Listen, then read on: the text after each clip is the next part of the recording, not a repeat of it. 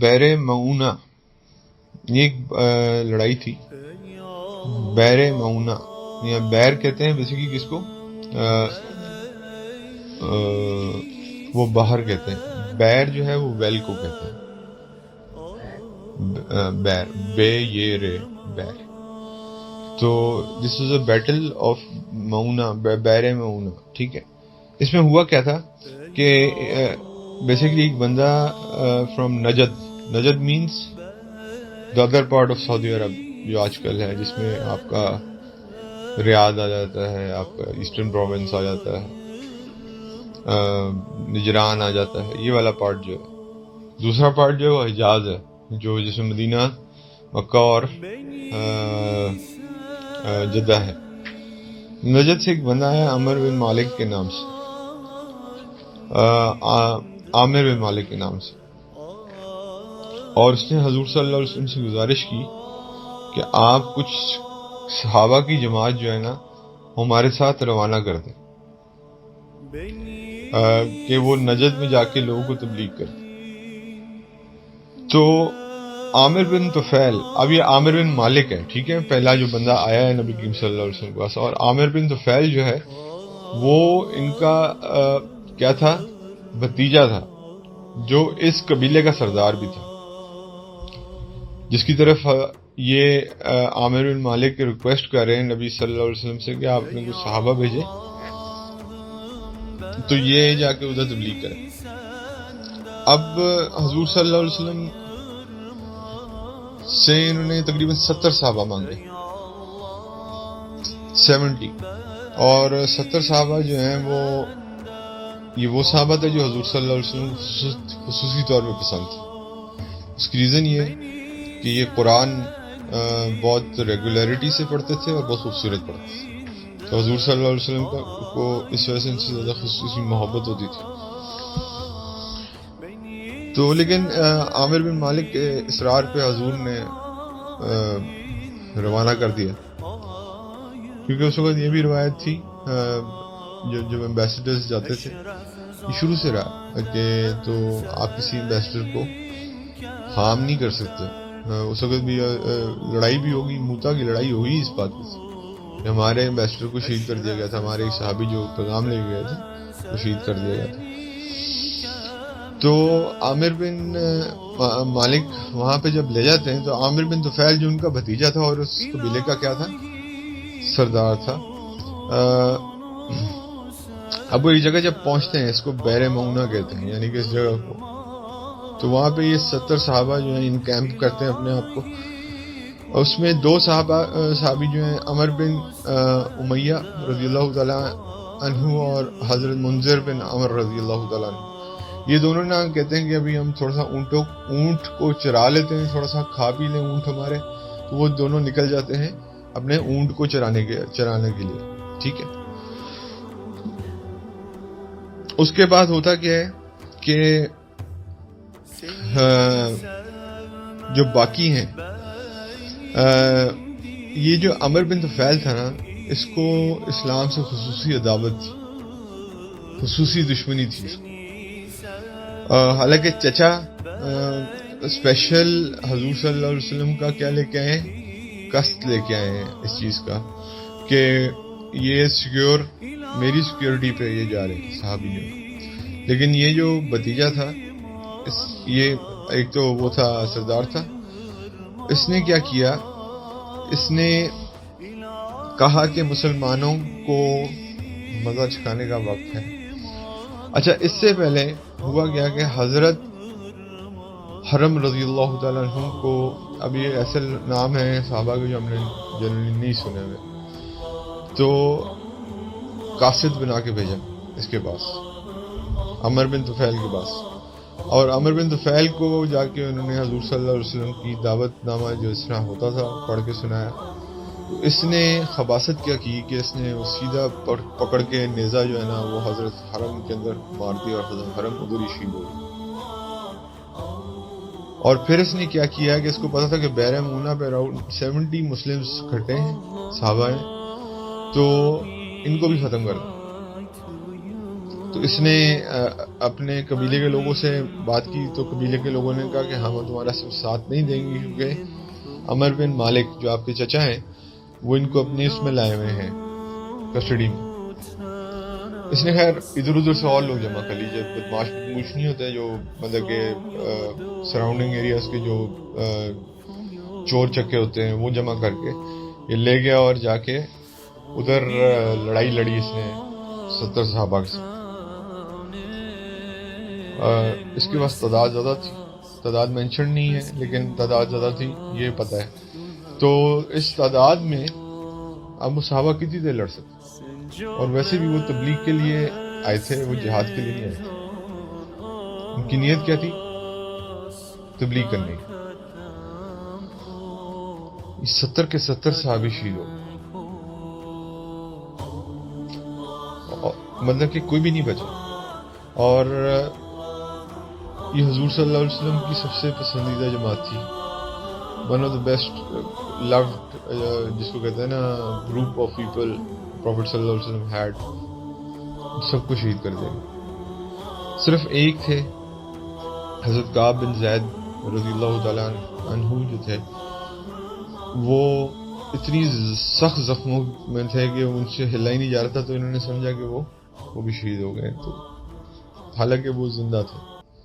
اچھا، اب یہ جو دونوں حضرات جو اونٹ چرانے گئے تھے، ان کو تھوڑی دیر بعد آسمانوں پہ نا پرندے نظر آئے، مطلب کہ پرندے وہ والے نہیں جو عام پرندے ہوتے ہیں۔ آپ کو پتہ ہے جب ڈیڈ باڈیز کو دیکھتی ہیں گدے وغیرہ، تو جو ہوتی ہے ولچرز جو ہوتی ہیں یہ آگے اوپر راؤنڈ لگانا شروع کر دیتے۔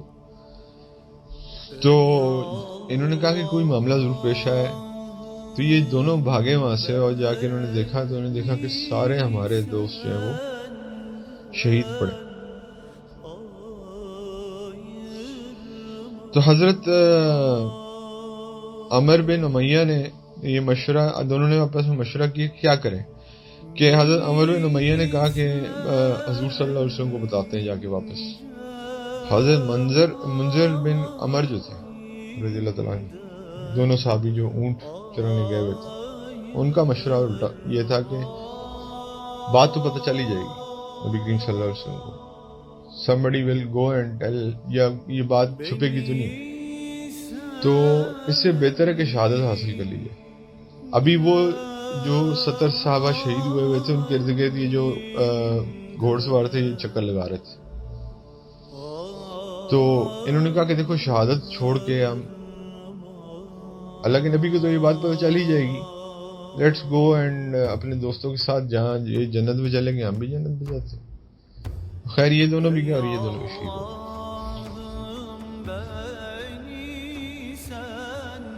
تو بلکہ حضرت منذر جن کی مشورہ تھا وہ شہید ہو گئے، اور حضرت عمر قید ہو گئے۔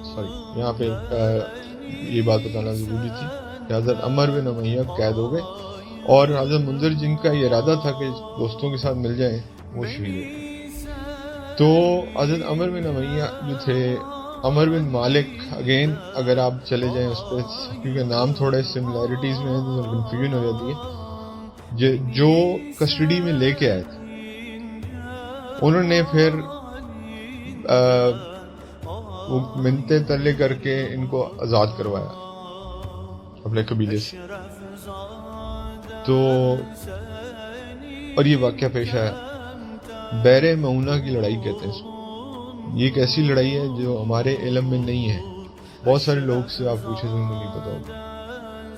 تو حضور صلی اللہ علیہ وسلم کی ایک ایسی 70 صحابہ کی جماعت جو کہ حضور کو بہت پیاری تھی اور تبلیغ کے لیے گئی تھی، ان کو شہادت درپیش آئی، اور شہادت بھی ایسی درپیش آئی جو پلانڈ نہیں تھی۔ شاید اگر ان کے پاس ویپنز پراپر ہوتے تو وہ لڑ لیتے، لیکن وہ اس لیے سے گئی نہیں تھی۔ تو یہ وہ 70 صحابہ ہیں جن کے اندر کچھ نام ہم نے پڑھ لیے، باقی مطلب کہ 4-5 نام پڑھ لیے، باقی 60-65 صحابہ کے نام ہمیں نہیں پتا۔ لیکن وہ 70 صحابہ جنہوں نے آپ کے لیے، میرے لیے قربانیاں دیں، تاکہ یہ دین پھیلتا رہے. آج وہ گمنامی میں سو رہے ہیں، جنت میں ہیں، لیکن مجھے اور آپ کو ان کے بارے میں نہیں پتا. حضور نبی کریم صلی اللہ علیہ وسلم کا دل دیکھیے کہ جو سب سے محبت کرنے والے لوگ ہیں ان کو بھیج رہے ہیں جن سے سب سے زیادہ محبت ہے، اور ان کو سب سے زیادہ نبی کریم صلی اللہ علیہ وسلم سے محبت ہے. اور محبت کی نسبت کیا ہے کہ قرآن کریم کی تلاوت. تو اب جب حضور نبی کریم صلی اللہ علیہ وسلم کو یہ خبر پہنچی ہوگی، اس کے آگے کا واقعہ مجھے ابھی نہیں پتا، لیکن میں نے ابھی تک یہیں پڑھا. تو حضور نبی کریم صلی اللہ علیہ وسلم کو کیا تکلیف گزری ہوگی، اور ڈیفینیٹلی ریونج تو پروفٹ صلی اللہ علیہ وسلم نے لیا ہوگا. لیکن یہ کہ جو 70 صحابہ کا لاس تھا اور اپنے محبوب ترین دوستوں کا لاس تھا، وہ اب آپ دیکھیں، ذرا نظر ڈالیے. بدر میں 14 شہید ہو گئے، اور اس وقت تعداد بھی بڑی کم تھی. احد میں 70 شہید ہو گئے. خندق میں مجھے نہیں ایگزیکٹ شہادتوں کا فگر پتا. لیکن اس طرح کتنے صحابی، کتنے دوست، کتنے ایسے لوگ جو حضور پہ جان چھڑکتے تھے، اسلام پہ جان چھڑکتے تھے. اللہ نے اللہ کے نبی سے لیے، دوستوں کا امتحان لیا، اور پھر حضور کا امتحان لیا دوستوں کو لے کے. حضرت سعد بن معاذ رضی اللہ تعالیٰ، ان کے بارے میں انشاءاللہ، کیونکہ وہ ایک چھوٹی ڈسکرپشن میں بات نہیں کی جا سکتی. یہ بہت بڑے صحابی تھے، اور حضور صلی اللہ علیہ وسلم سے خصوصی محبت تھی ان کو، اور یہ خندق میں شہید ہوئے ہیں، جن کے بارے میں کہا جاتا ہے کہ جس دن یہ شہید ہوئے تو اللہ کا عرش بھی جھوما اس دن، اس خوشی سے کہ سعد میرے پاس آ گئے. ان کے بارے میں انشاءاللہ آپ کو ایک علیحدہ واقعہ، پورا واقعہ کہ ان کا کیا محبت تھی حضور کے ساتھ. اللہ نے ایسے ایسے دوست بھی لیے جن کی اس لیول کی محبت ہے. نہیں، وہ حضرت سعد بن ابی وقاص ہیں، یہ حضرت سعد بن معاذ، حضرت سعد بن معاذ.